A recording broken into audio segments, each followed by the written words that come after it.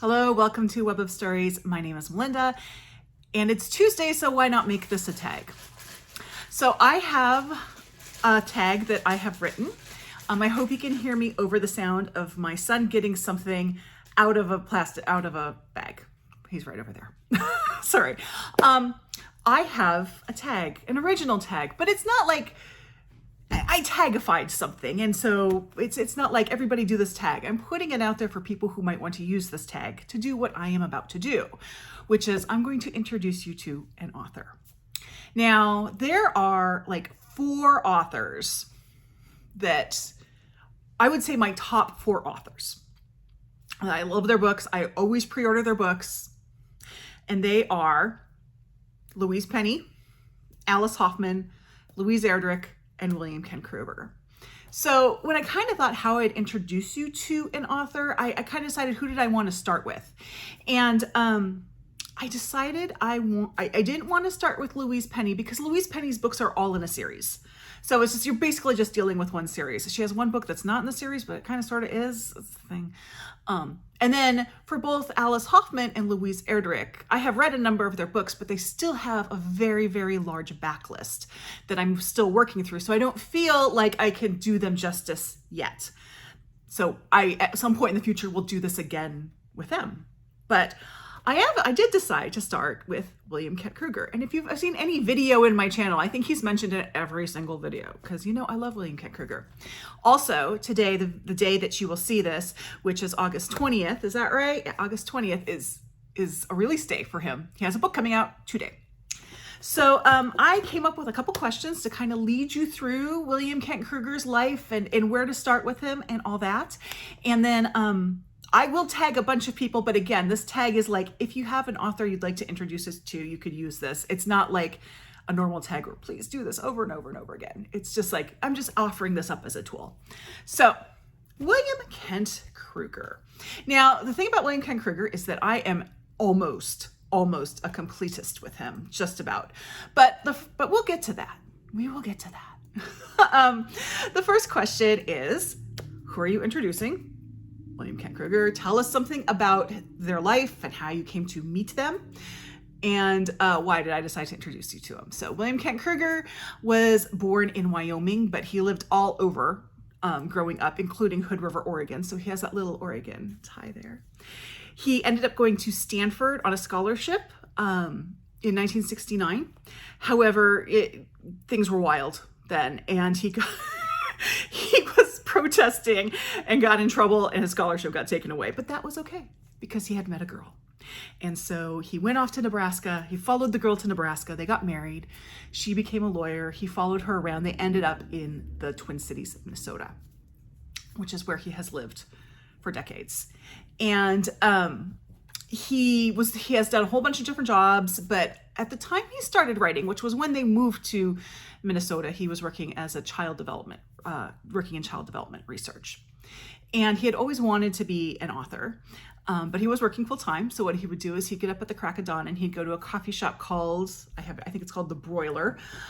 It unfortunately no longer exists, but while it was still open, they would host all his book launchings because his first several books were written in a booth in The Broiler. And he introduced us to a guy named Quirk O'Connor. And that began his career, was writing mystery thrillers starring Quirk O'Connor. Now in 2013, he came out with a book called Ordinary Grace right here, which is the first of his standalones, but not really, and I will get to that. And this book had great success. It actually won the Edgar Award for Best Novel. It is a literary mystery. He followed this up. He continued the Quirk O'Connor series, and then he also followed this up with 2 more standalones. This Tender Land, which his original intent in writing this one was to do a retelling of Huckleberry Finn, but then it went its own way. So it's just a book that's kind of pays a little homage to Huckleberry Finn, which is fine with me, because if you want to read a retelling of Huckleberry Finn, read James. And then last year he came out with The River We Remember. Now, I actually met him through Ordinary Grace. As I've talked about before, I'm part of a postal book group and have been for 9 years, pretty much the same group of people. And there's 6 to 7 of us. And each year we choose one book. Each person chooses a book. And then we kind of round robin it throughout the year to everybody. So you get a book in the mail with a notebook, you read it, you write down your thoughts, you send it to the next person, and then it'll come back to you, and then the cycle is done. And this came to me our first cycle, and I had never heard of William Kent Krueger, but I fell in love with this book. And that began my fandom of William Kent Krueger. So, and I decided to introduce you to him because I talk about him all the time, and so I might as well introduce you to him. And I want people to read William Kent Krueger because I really think he is a versatile author that a lot of people would like. And again, I will probably do this in the future when I have gotten more of the backlist of Alice Hoffman and Louise Erdrich under my belt.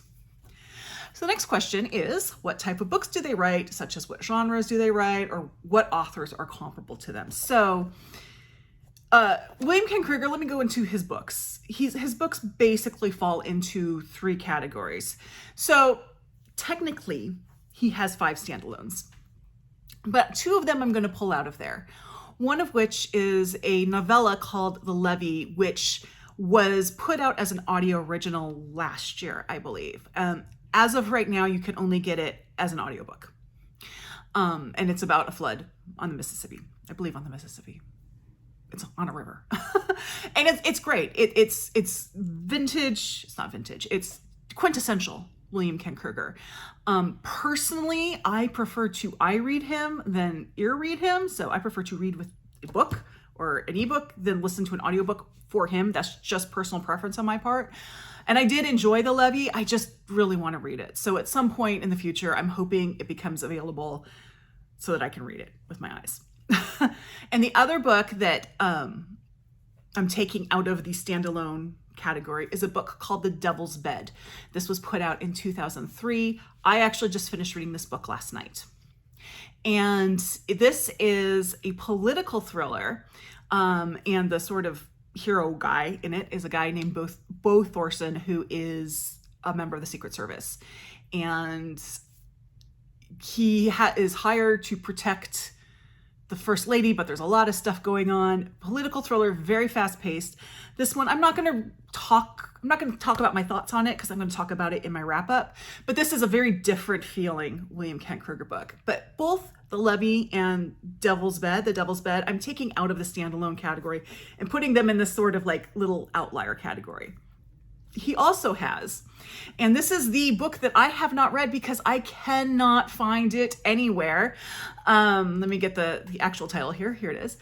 It is a short story collection called 10,000 Lakes, Tales from the North Country, and this was published in 2006 from a small publisher. I even went to the publisher's website and they're sold out. It is not listed on... I do need to check that one company, the big one. I haven't checked there because I don't like buying books from them, but bookshop.org does not have it listed. I couldn't find it on eBay. Thrift Books has like an entry for it, but it doesn't, it doesn't have any books. So I have it on my like watch list if it ever shows up, which means it's probably going to cost an arm and a leg if I ever find it. But that one I have not read because I cannot find it. So we're going to kind of put the anthology one over with Devil's Bed and The Levee. So then we have 2 basic categories. We have his standalones. Again, Ordinary Grace, This Tender Land, and The River We Remember. And then we have Cork O'Connor. And the first book is the Cork O'Connor series. So Cork O'Connor obviously centers around Cork O'Connor. And when we meet Cork O'Connor, he is living in a Quonset hut selling burgers. He used to be the sheriff of a town. His marriage is on the rocks. Things are not looking good for him. But he gets pulled into trying to figure something out, sort of kind of not because it's on the side because he's not the sheriff anymore. And the thing about Cork O'Connor is he is part Irish, part Ojibwe, or Anishinaabe. And the town where he lives, which is Aurora, Minnesota, which I think is fictional, is right next to an Indian reservation where that part of his family had come from. So Cork O'Connor walks into different worlds. And William Kent Krueger, I will point out the obvious, is an old white guy. And I'm always a little apprehensive about people writing about marginalized communities when they aren't part of it. But William Kent Krueger is an example of an author who does it well. He works with the Indigenous community when he writes his books to make sure that they are accurately and fairly portrayed. He also donates any money he gets from speaking fees for like book tours and such for the Krueger Connor books back to the tribe. So he supports them as well. He treats them with great respect. So you can do it. You just have to be like William Kent Krueger. So there are 20 books as of today. As of today, when the most recent book, Spirit Crossing, is released. As of today that you see this. I'm filming it a couple days early. 20 books in the Krueger Connor series. And then we have the standalones. And the standalones tend to all be literary mysteries. They are slower paced. They are more introspective. They frequently have a not religious, but spiritual element to them. They all kind of center on like teenage boys. So there's a lot of nostalgia there. They're all historical, so set at some particular point in the past. There's similarity between all of them. Now, I would say if you like Liz Moore is a really good comp for the standalones for William Kent Krueger. One thing I was thinking when I was reading God of the Woods a couple months ago was it just felt like a William Kent Krueger book, which makes sense because it's on a lake in the forest, which he writes about lakes and rivers and forests. So. But that sort of slow build, very introspective, a little bit psychological mystery, that's what you're going to get in his standalones. In the Krueger Connor series, they are thrillery. The pace is a lot faster in them.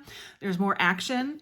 However, there is a point in the Krueger Connor series about the time that this book was published when the Krueger Connor series becomes more literary, which is really fun because to keep a series going as long as Krueger Connor has been going and to have it just actually become better is saying a lot.